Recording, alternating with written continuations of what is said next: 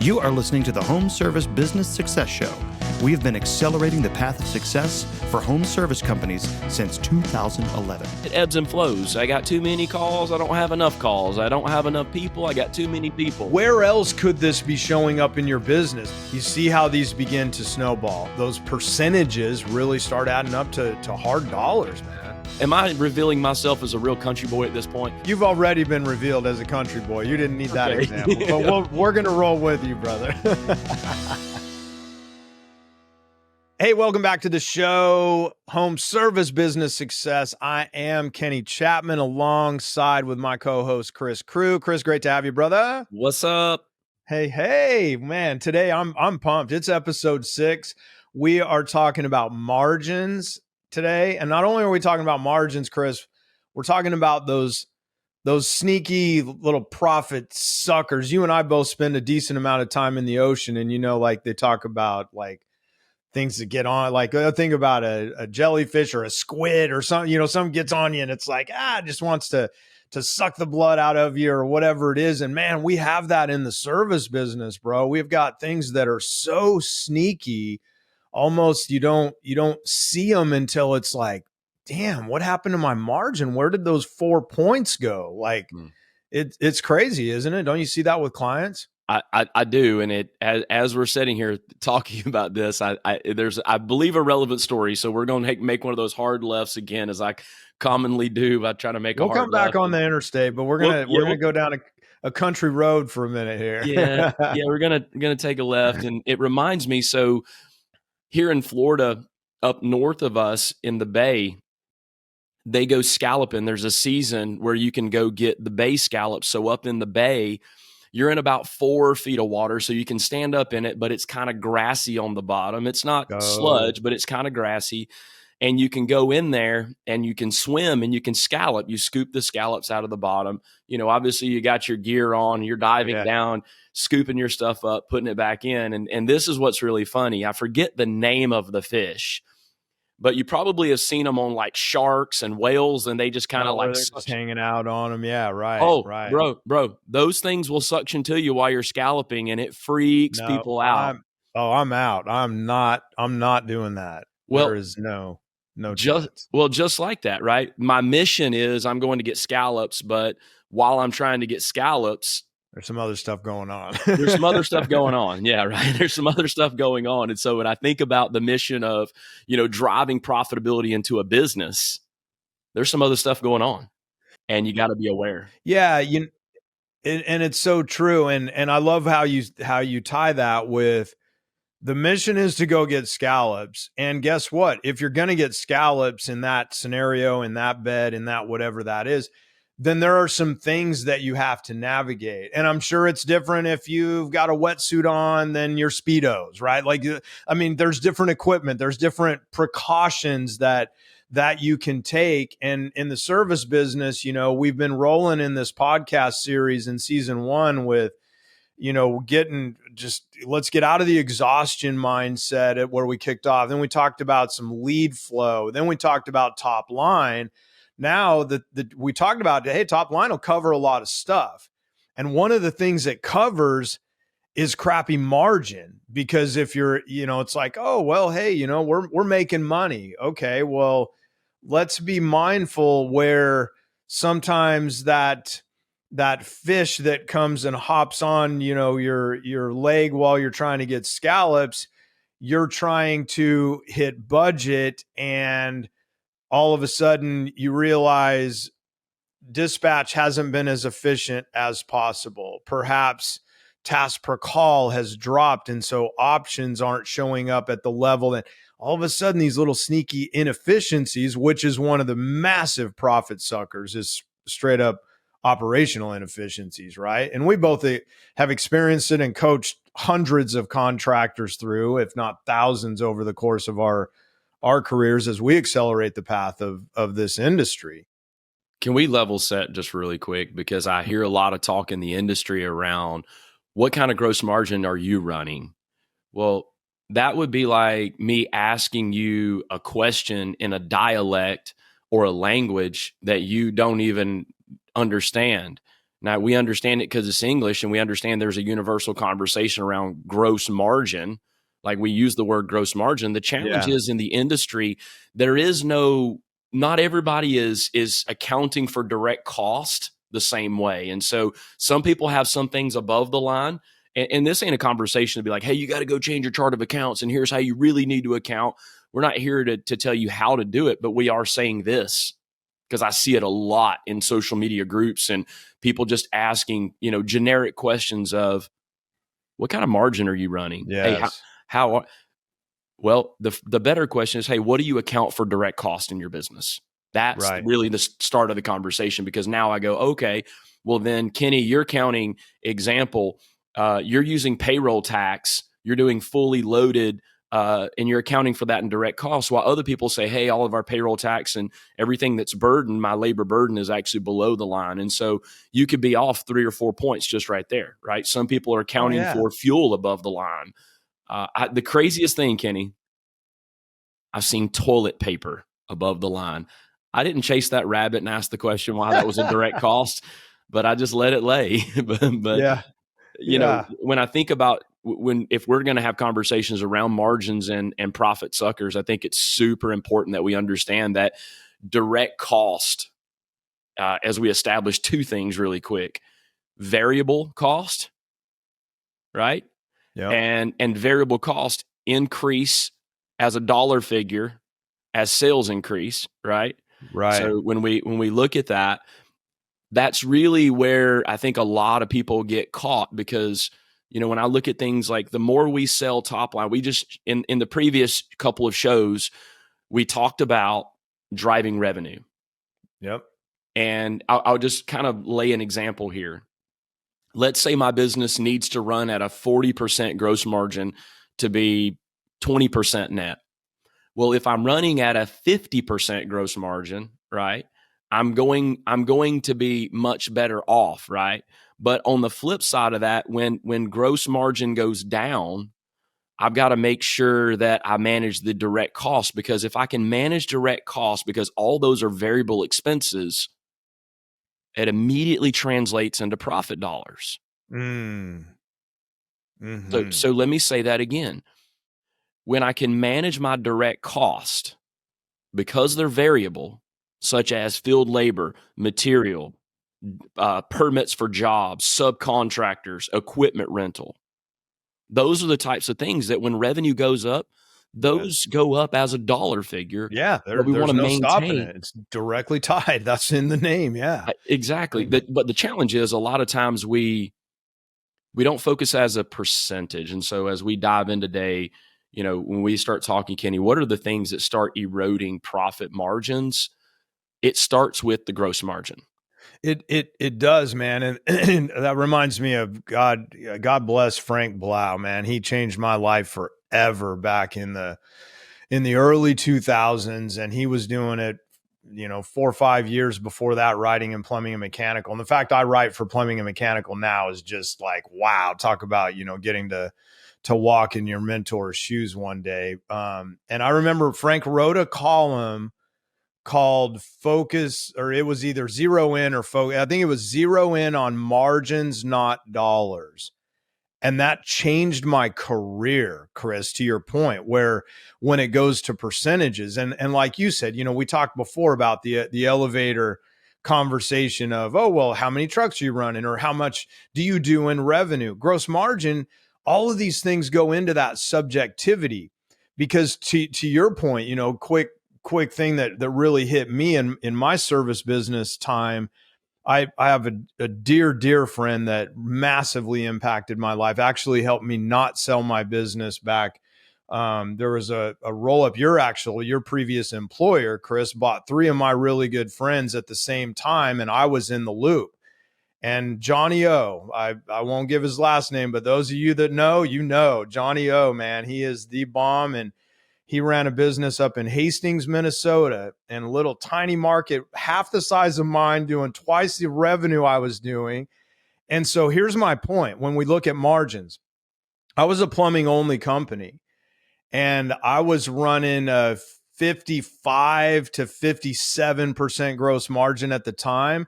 and it was thin. I needed to be 58 to 62 to really be crushing it.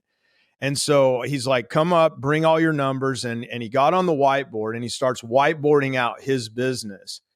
And he was running 38 to 42% gross margin in his business and sending high 20s to the bottom line. And I was like, hang on, wait. Like I'm like, he shows me his numbers, and you have that moment when you're learning from a mentor and you're like, what the hell am I doing here? This guy doesn't know what's going on. Like, he's like, when we can hit 42% gross margin, everything else works. To your point, everything else starts falling to the bottom. And I'm like, dude, I'd be giving back 18% if I was at 40. And so the point is, which fast forward, he was the highest multiple percentage business that Clockwork ever bought. Up until that point. And that was in like 2004, maybe they bought him, something like that. Don't quote me on the exact numbers or the exact time. But the point is, he ran what the industry would go, those are awful margins. And they were phenomenal margins for his business model, knowing who he is, knowing how he operated, and knowing what his goals were. And ultimately, he accomplished his goals. Yeah. When you know who you are, you'll know what to do. That's such a powerful statement. Let that land, people. When you know who you are, you'll know what to do. And that's what we hope you will figure out. Like, even today, we're talking about margins. We're not going to get into all the specifics of everyone. Go into your business. We're just trying to get you to think about it and go back to knowing what you already know at a deep core level, and trying to get you to be more of who you are, because it's in there. We just want to unlock it through this podcast. Kenny, a lot of times I hear, I remember in 2009, everybody was trying to cut their way to success because service calls were hard to get. And, we're looking at an era potentially, and it ebbs and flows. I got too many calls. I don't have enough calls. I don't have enough people. I got too many people. I mean, overhead's too high, overhead's too low. I can't it's always that. And so what I want you to do is I want you to find good balance. Create the balance in your life and in your business that doesn't stress you out. We talked about that in the first show in episode 1, where we talk about the pace, not the race. And I'm going to say this: during that time, everybody was trying to cut their way to success. And the challenge is, there's certain parts of your overhead that when you cut it, it actually slows down the machine, the business that you built. It slows it down, or it starts making the machine become inefficient. So sometimes cutting is not the answer. So let me be very clear about that. Cutting is not always the answer. And the answer is not always, well, we'll just go outsell our overhead. That's not always the answer either. I'm going to say this as a blanket statement. The very first thing that anyone should do when they want to strengthen profit margins is first look at gross margin. Because what I said earlier, when you can get direct cost in line, 100% of that falls straight to the bottom line, 100% of it. So as we talk today, when we start identifying what are some direct costs, and there's some variable costs that are below the line, fuel and some insurance stuff and some other variable as the business grows, team member overhead as the business gets bigger, that dollar figure gets bigger. So it is a variable cost. But when I look at direct cost in general, let's just talk for a minute. And I think that when we look at profit suckers, I'm just going to speak on a few of those. The first one I'll talk about, and by the way, let me back up and just say this, Kenny. In most service businesses, between field labor, office labor, overhead labor, and your material and equipment, 50% of your revenue is right there. Boom. Half of it, ladies and gentlemen. 50 cents of every dollar gone, just like that. So that's where I look, Kenny, and go, okay, those are kind of the big categories. If I'm trying to address low profit margins, I want to be looking at profit suckers. So I go to the very first thing that I'm looking at is, am I staffed correctly? Because there is a point to where if you're understaffed, you're going to miss revenue. But if you're overstaffed, you're going to overpay for it. So a couple things that I would encourage is, everybody tries to figure out this formula of a field to office ratio. And I'm like, you can do that as a You know, Kenny, in the old days, for those that are listening and not viewing, I want to give you the example. In the old days, you would just hey, which direction's the wind coming from? And you'd lick your finger. Am I revealing myself as a real country boy at this point? Lick my finger, and I just kind of move my finger around. I'd be like, I think the wind's coming out of the northwest right now. Does that sound right? I think, yeah, you've already been revealed as a country boy. You didn't need that Okay. example, but we're going to roll with you, brother. So here's the point that I make, right?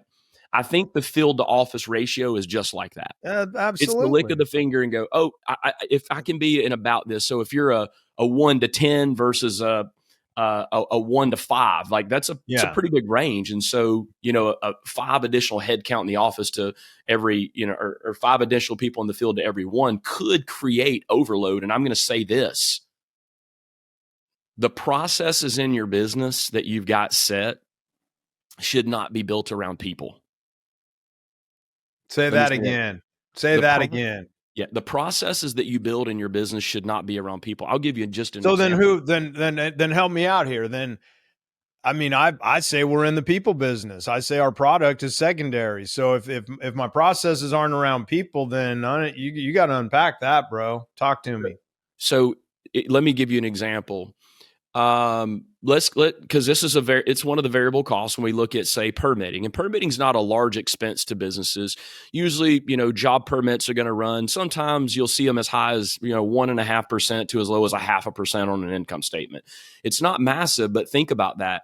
If I can get it to 0.5% and I'm running at 1.5%, what did I just do to the bottom line? I dropped an entire percent to the bottom line. Bam. By being efficient with permitting. And one of the things that we see is that there's not good process around when do we charge for a permit versus when do we not. A lot of times people are building the cost of the permit into the cost of the job. And you got to be thinking about your process. So in my business, I'm just going to talk mine for a minute. When you needed a permit, you just emailed Shar, and Shar took care of all the permits until one day Shar was out on vacation. And so now permits aren't being efficient. So this is where I want to go. And this has just recently happened inside of Blue Collar, by the way. We were having a conversation that our businesses got to a position where we're like, okay, we need to change how we do that as well. Yeah. And it's around streamlining your process for mass communication. So I created group email addresses.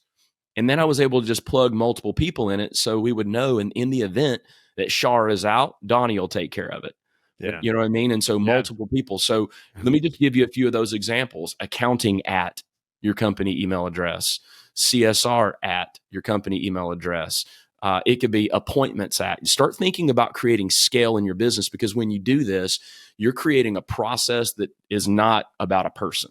And that exactly. And that's what I want to really get to land, because it's about the people. The process is the steak, and the people are the salt that brings out the flavor, or in my case, in your case too, it would be hot sauce, right? So yeah, but that's you're building. We're not minimizing our people. We're absolutely maximizing our people by having a repeatable, duplicable process around that anybody can pick up the ball. Now, when you're doing that, Chris, you better have a lead, or you better have somebody that's first up, because otherwise I'm sure we've all been in scenarios where, oh, well, that's to managers at, and I happen to be on that email, but I'm not going to respond to that. And Joey says, I'm sure Kenny will respond to it. And Chris says, I'm sure Kenny or Joey will respond to it. And then,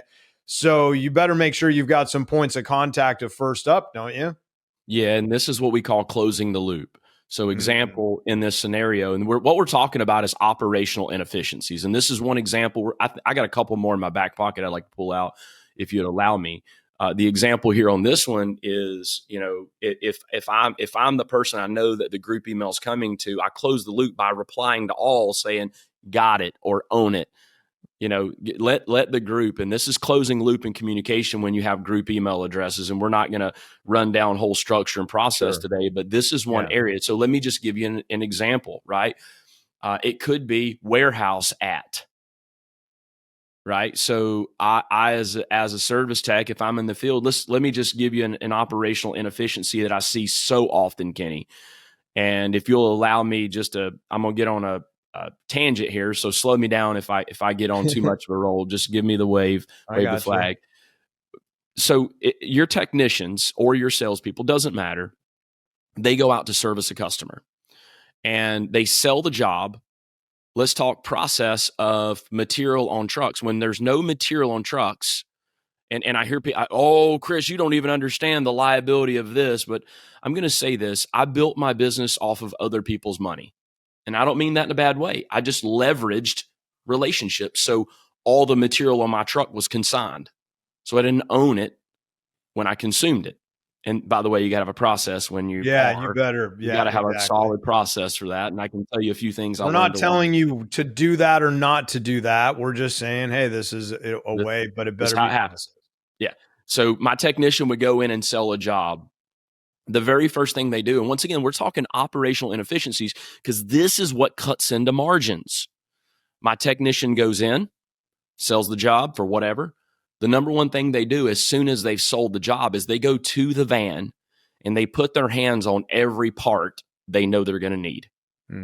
The moment they realize, I don't have everything I need, my process was they called my warehouse coordinator and they gave them a list of quantities of everything that they need. So now my technician can go in the job and start working. And while he's working, I have my warehouse person sourcing the material. You might say, well, Chris, that doesn't make any sense to me. Well, let me share with you why it made sense for me to have a warehouse coordinator. While we were at $18 million in revenue, my material cost was running about 14%. And that's a lot for an electrical contractor at 14%. My goal was to get to 10. So do the math on 18 million. What does 4 points cost you? Right. There's some money there. There's some dollars there. There's some dollars to be had when you start looking at 4 points. And me and my partner said, you know what? The amount of savings that we're going to have in material, we could go hire somebody to do this and get better at it.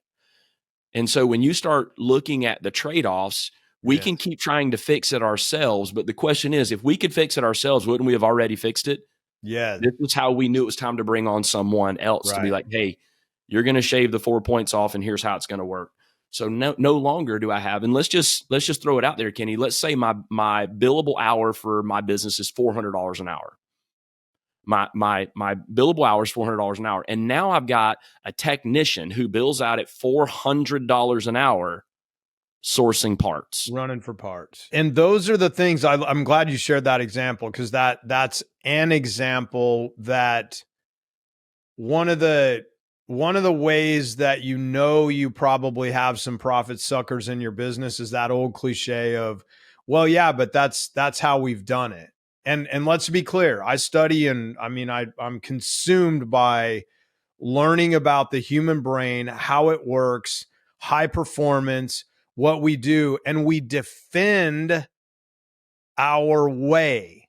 And so when Chris says, well, Kenny, at Blue Collar, we could do this differently. And early on, especially, I would have that automatic, unconscious, subconscious reaction and go, yeah, but Chris, we've done this and we've become successful doing this. And right then, that you're shutting the door on potential, because let's be clear, if you're a 3-truck operator, you probably don't have a warehouse coordinator. And you go, well, guess what? Your most efficient thing is pulling a $400 an hour person to go grab a water heater, or sometimes that's how it is. But as things change, so too must the process, must you change, because all of this continues to line up. And when, it's that, but this is how we do it. And we defend what we know, because uncertainty is so scary, so scary. Let me give an example, right? So it happened to me. And Kenny, I don't believe that the world is happening to me. I believe that things are conspiring on my behalf. I agree. And if I have awareness, then I get an opportunity here. 100%. And so let me give you an example of what was going on in my business. Same example before that happened. Technician goes sells job and they've got an apprentice with them. they would leave the apprentice on the job and go pick the material up. And I'm like, whoa, whoa, whoa, whoa, whoa, whoa. No. You're a $400 an hour producer. The apprentice is making $16 an hour, $15 an hour. Sure. I can't send the apprentice to go pick up the material, right? So here's the process, right? Let me kind of walk through this, because early in, before I had a warehouse coordinator, before I had a Sean, what we had was me and my partner. And so then technicians are either calling me or they're calling my partner saying, here's the list of materials. So here's what we would do. And I want you to think about efficiencies, profit suckers, these little, Kenny, what'd you say in one of those previous episodes that we did? You said something about hinges and doors. What was that again? Little hinges swing big doors. And that's exactly what this is. And real quick, while Chris is talking specifically about warehouse right now and sourcing parts, where else could this be showing up in your business? This is just an example that shows up in hundreds of areas of the company. So keep going, brother. So here's what we do. Myself or my partner at that time, because I didn't have a warehouse coordinator. I just want to show you the process. We become more efficient when we had one person that owned it. But here's what I would do. Great, I got your list. That technician now gets to go in and start producing the $400 an hour that I need them to produce at a billable hour. I then call around and find the closest, most cost-effective place to get the material. I source it. And when I do, I don't just call and go, yep, that's where you're going. I'd say, do me a favor. I need you to go ahead and pull that material and have it waiting at will call. Why? Whoever goes into that or goes into the supply house, I don't want them wasting time in there. I want them to be able to walk in, pick up the material that's on the ticket, and walk out. Versus walk in. That's their donuts and coffee time you're taking away, bro. You're costing the company $400 an hour when you're doing that. And see, this is where a lot of managers and business owners don't wrap their mind around this efficiency, because they're thinking, oh, it's just a $15 an hour team member. It's a $16. It's not. You're taking away. Let me even go into there. I don't even want to. You got me on a high right now, because if I'm a $400 billable hour company and I've got an apprentice with me, my standard at my business is you should be 1.5 times efficient if you have an apprentice, which means I now expect you to be at $600 a billable hour with an apprentice. You should be able to be another half hour efficient with that. So let's just say it's a $200 an hour person outsourcing material. They go in, they give the list. You know that. Supply house is answering phones or taking care of this person. They're chit-chatting, they're doing this. And I waste, let's just say, 1 hour. That's $200 a billable hour that I just wasted. If I'm running just at a 50% gross margin, that just costs me $100 plus the hard cost. It's $100 a missed opportunity. Every single hour across every single call across every single day. You see how these begin to snowball and they begin to sneak up. And those percentages really start adding up to hard dollars, man. So let me fast forward, because I got to close the loop for those that are wondering how we were able to make it work and be successful for us. So now that person sourced material comes back, because see, now the technician or they're working while I'm sourcing, right? It's kind of the idea of almost like multitasking, but it's really not. It's delegation at its best, right? So I've delegated this task as a service tech. And quite frankly, I want them focused on spending time with the customer, not sourcing material. It didn't make sense to me. So here's what happens. In the event that you don't need material, you just get it off your truck and then you replenish it and reorder it. This is where job costing reports come into play. So I'm job costing and running job costing reports to ensure that the jobs where I'm not. Oh, and by the way, let me back up. While I've got them on the phone, I go ahead and give them a PO. And I'm going to rant for a minute, like half second. POs are one of the most misunderstood components to any service. Like service businesses are using POs for a monotonous way of trying to create a process. POs are simply, it is cost control at its finest. Period. If it's implemented correctly. So now my warehouse manager says, great, let me give you the PO. And in my business, you can't add anything to a PO, because that PO now, the cost, I ask, okay, great. And what's my cost on that? Okay, now I take that cost and I enter it into my system that generated the PO. The reason why is because accounting now knows that this PO on this invoice matches this amount. And when I get the invoice, if that's not what it is, we didn't pay it. That's right.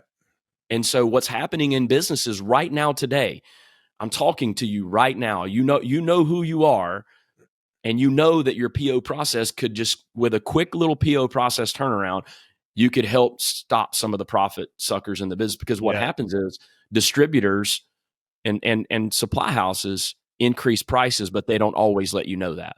They might say, hey, we're having an equipment cost increase, but they don't tell you when certain gadgets and widgets go up in cost. And so because of that, I will know if they decided to increase cost of something in between pay cycle or in between invoicing cycles. Absolutely. So now what happens is my accounting department doesn't have to look at invoice details. They just look at the total amount and the PO that's matched to it.